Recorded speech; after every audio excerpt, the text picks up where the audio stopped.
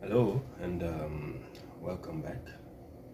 Thank you for joining my conversation again.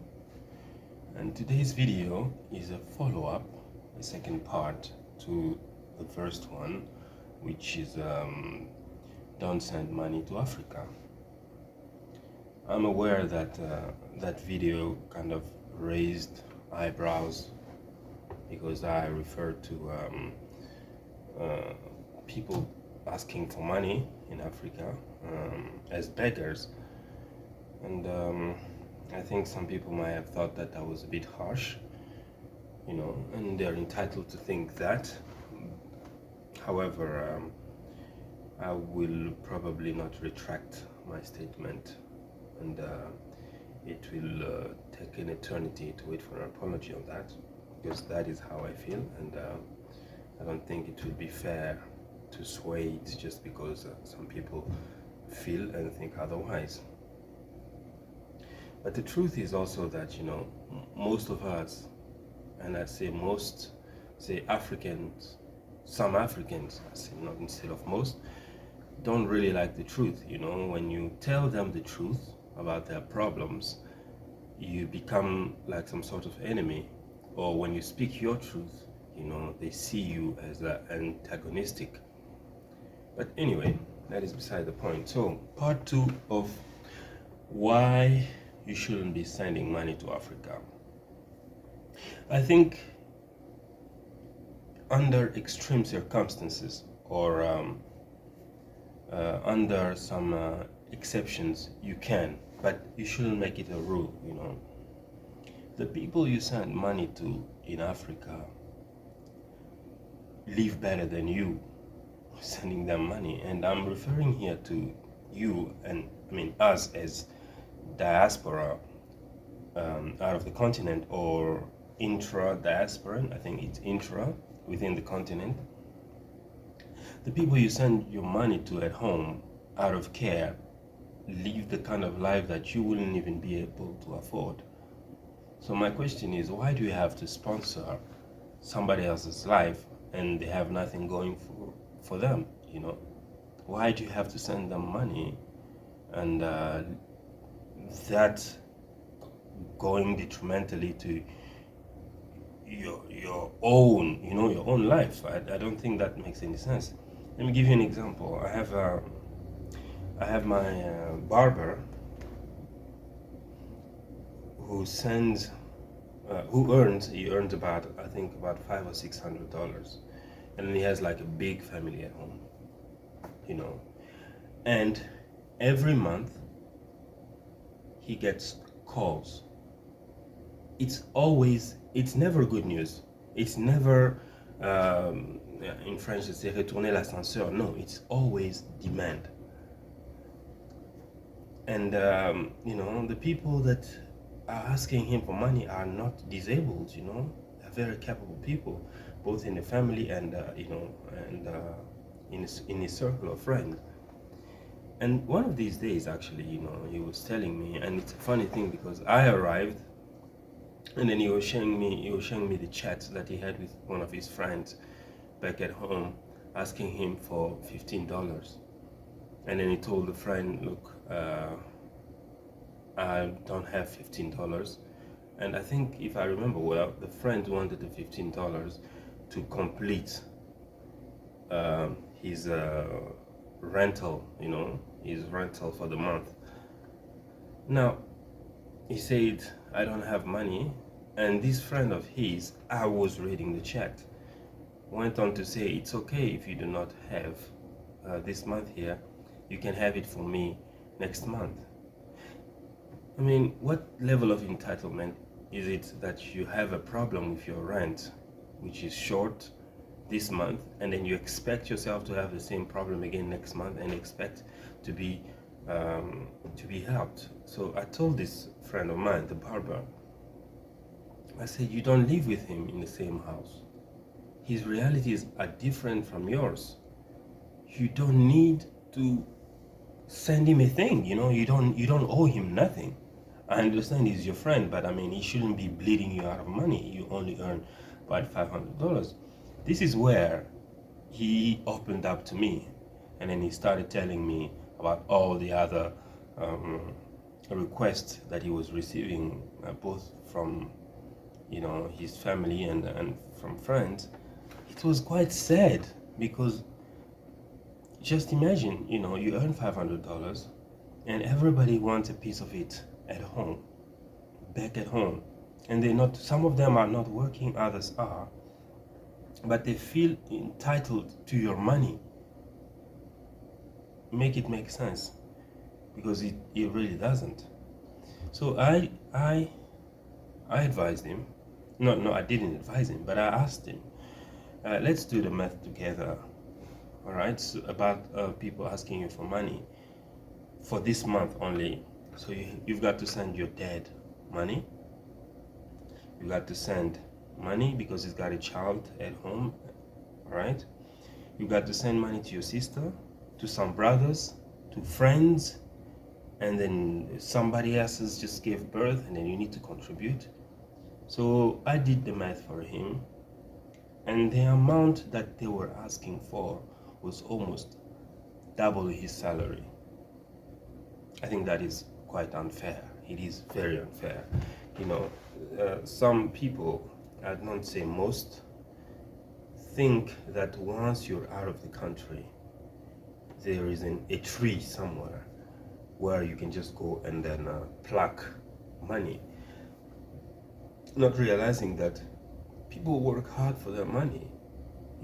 They work really hard for their money.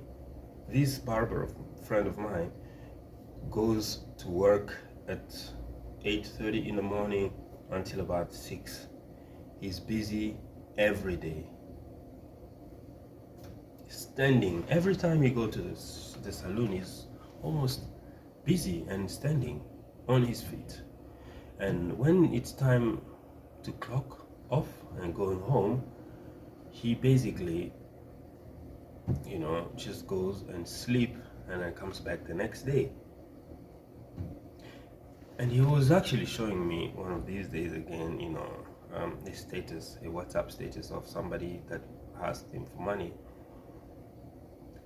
The person asks him for money, and then on his status he posts an update or status update of him being in a club drinking wine. So you want me to help you with your businesses, but you do not want to spend your money. You keep that for fun, or you're gonna take my money and then go have fun with it, whilst I work like a bloody slave for it. That's very unfair.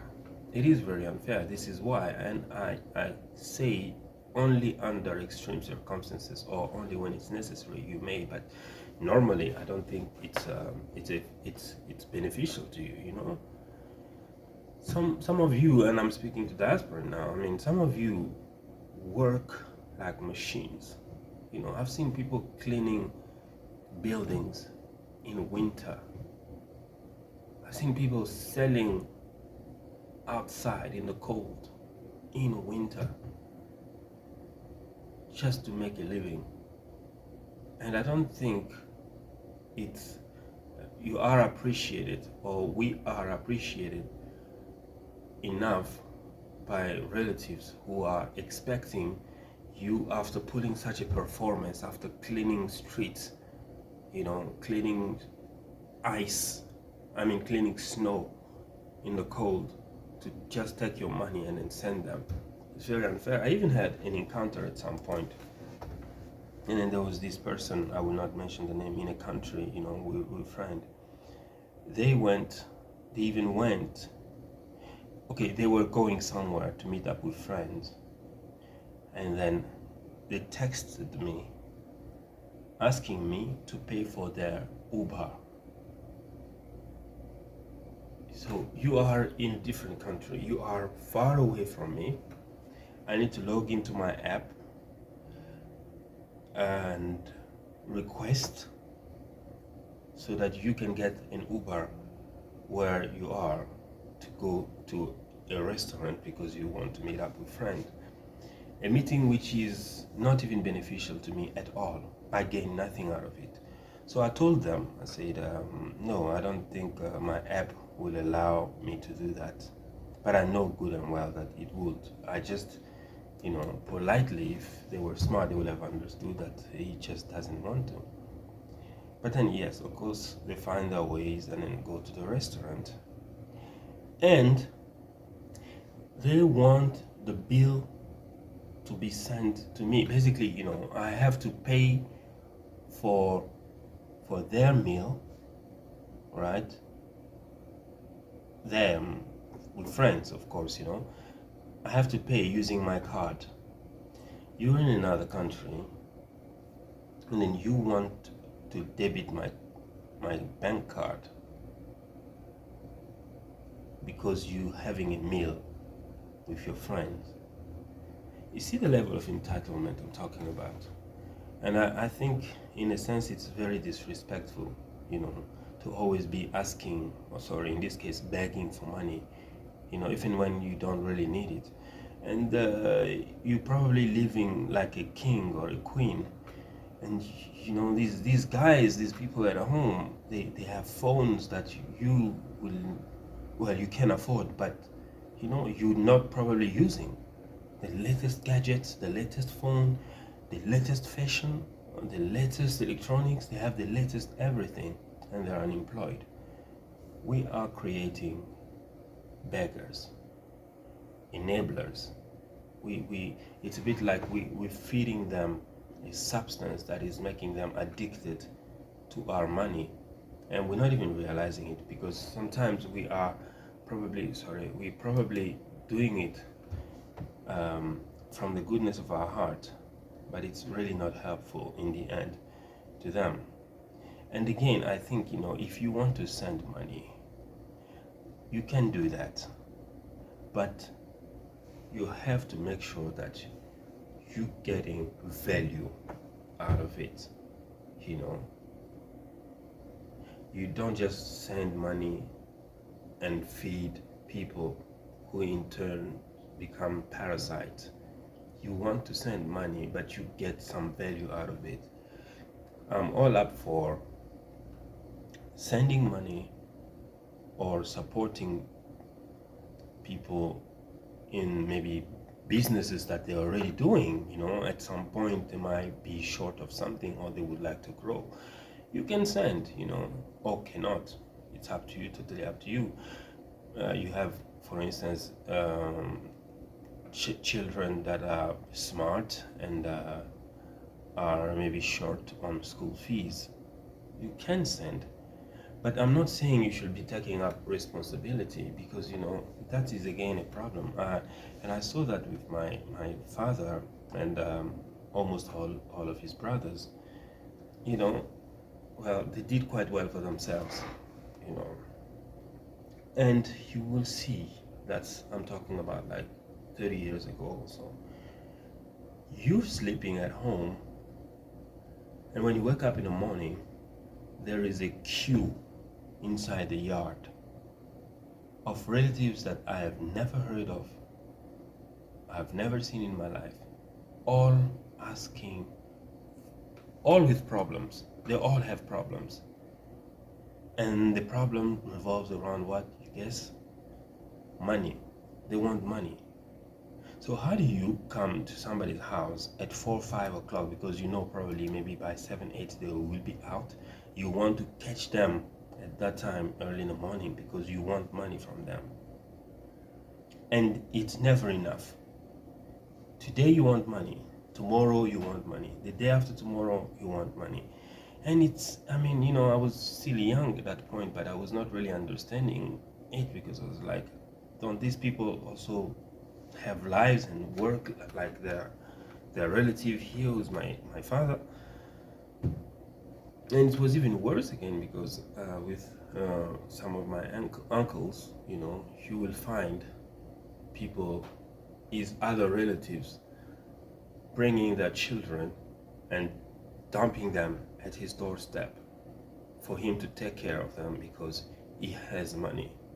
We have that problem to think that, when one of our siblings succeeds, his money automatically becomes ours, and then we are entitled to a share of it. I mean, how do you make sense that you have children, you've given birth, and you've got 6 kids? Because I have money, you come and then drop them at my place, and I'm supposed to take care of them, feed them, send them to schools, along with my children, and you're doing nothing. You're a beggar, you're a parasite. I'm really sorry if the word hurts, but that's what it is. And I don't think we should be supporting such behavior. We are enabling people to become financially handicapped. I know it comes from a very good place again, but again, like I said, what value are you getting out of it? As a diasporan or as somebody with money, you're not getting any value out of it besides the word, besides feeling, or besides being praised, or besides being, I don't know, being elevated, besides, looked up upon. But again, that means absolutely nothing. And one of these uncles, actually, that I'm mentioning here, became totally broke. And I'm talking about somebody who in the 80s had a plane. He had a plane, and then today he lives like a pauper. He's just the shit of himself. If you see him, you will not even recognize him. And now that he hasn't got anything, nobody will touch him with even a pole, or will even utter his name, because he is of no value to them. These same people, none of them come forward and say, we are going to gather ourselves and then maybe raise something and then help this man get back on his feet. They don't do that. So all of his investment was in vain. He didn't get any value out of it. That's what I'm saying. You must make sure that when you send money home, you get value out of it. And now I'm speaking to the people on the other side of the diaspora, those who are consistently asking for money or begging for money, who feel that you must give them money, something that belongs to you. You have to be smart, and understand that people spend money because they feel good about it. So how do you make me feel good about giving you money, about supporting you back at home? It's simple. You have to render a service. You have got to do something that makes me believe that whatever you ask is worth it. We all have sometimes we need things to be done at home, which we are charged an arm and a length for. You will send somebody and say, I want this document and this and this and this, can you go do it for me? They ask you for transport, they ask you for this, they ask you for that, and then after they've done it, you have to kind of take care of them. It's not wrong, but it has to come from the person who's sending you, and you have to be cheerful. As a matter of fact, for me, at times, I will reward somebody who does not even ask. Somebody who will just out of the goodness of his heart will say, don't worry, I'm gonna do this for you, and then I'm gonna send it to you. And it also gives them, it grants them a certain sense of respect, because you're not looking at them with the lenses of you being a godfather over them. So you tend to see them as equal partners in a sense. And people like that you can work with, because you can see that there is value in it. And you can also again add value. I think I was saying it with Mercy, whom we shot a show with. It's gonna come live very soon. I said, some people might want land and they might want to build, or they might want to do farming, or they might want to do something, or there is something that belongs to them at home. But if you can care for them without being asked, just imagine, you've got a land at home, and then somebody comes and says, well, there is your land, but here's how I think you can put it to good use. You can maybe farm, you can have cattle, you can have this and that. This is what I can do for you. When somebody brings you an idea like that, you understand that there is definitely value, and then you wouldn't mind sending money. And this is what we have to create as a continent, as Africans. We have to create value in ourselves, become valuable to others, and then in return, because of that value, people will want to keep us, and they will want to keep us by maybe paying for the value that we are bringing. So we always have to do that. But I understand that every time you speak of accountability with some Africans or people from African background, it's a big problem because they feel attacked, they feel hurt.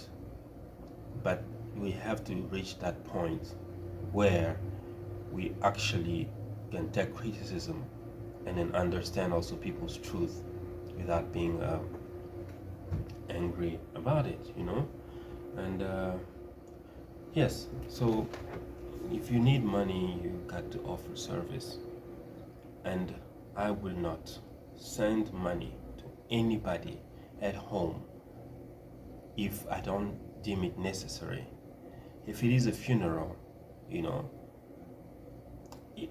I can send, but it's going to be as a contribution. Although sometimes, what they do is, because you are overseas, they expect you to pay for the funeral. And I'm talking about hundreds of people that will come and mourn, and then you have to kind of sponsor the funeral because you are overseas. No. The people who are coming to the funeral should bring their contribution and make sure that it is a success. I might also send my contribution, but please do not invoice me for taking care of, the bill in general. That I will not do. And again, also it depends, I might also not send money for funeral if I haven't got spare for it. I'm sorry, it hurts, but yeah. I mean, what do you need for burial? You need a casket, and that's it. So why do you have to invoice me thousands and thousands of dollars? It doesn't really make sense. So that is my truth. That's what I think. Money is hard. And when you are away from home, working yourself up in conditions that are not favorable, I think you have to make sure that you do not just part ways with your hard-earned money just like that, just because some people somewhere want to live the life. But also, you have to give back. Some of us have had fingers burned by trying to give back. This is actually a funny story. Because, there was at home, there were some people that worked, a friend of mine who connected me to somebody who, because he's in a war-torn side of the country, but they were journalists. So I spoke to him and I said, okay, you know what, because I do have a small little media platform that I run there. I said, I will hire you, and then every month I'll give you this much money, and then I will send equipment. So I was doing it from a place of giving back. And I'm still not expecting anything in return from that. So I sent this man, I sent him latest equipment, for a journalist, like I'm talking latest laptops, latest, you name them. I took and then I sent him. The man worked for a month about, but he was not even delivering as we agreed, because I told him I want this amount, these numbers of article, I want this, I want this, I want that. He never really delivered, but okay, I understood. And then after 2 months, the very same. The third month, at times he will not even, provide articles, and he will expect to get paid. We ended up getting having a fallout, uh, because I realized, or I found out that all the equipment that I sent him, he sold. He sold the equipment and never told me a thing. And he just kept paying himself. So this is why I couldn't even deliver the articles that he was supposed to. So I stopped paying him. And then I confronted him and I said, okay, the equipment that I bought belongs to my media, so I want them back, knowing good and well that he sold them. But I just wanted to fire him, without him, being angry about it. And that's where the story started coming one after the other. I'm sick, I'm in hospital, I'm this, I'm that, I'm that. Anyway, lesson learned. So yes, if you want to give back, you can, but please be very cautious about how you go about it. And then one last piece of advice I would say is you owe your success to the people who have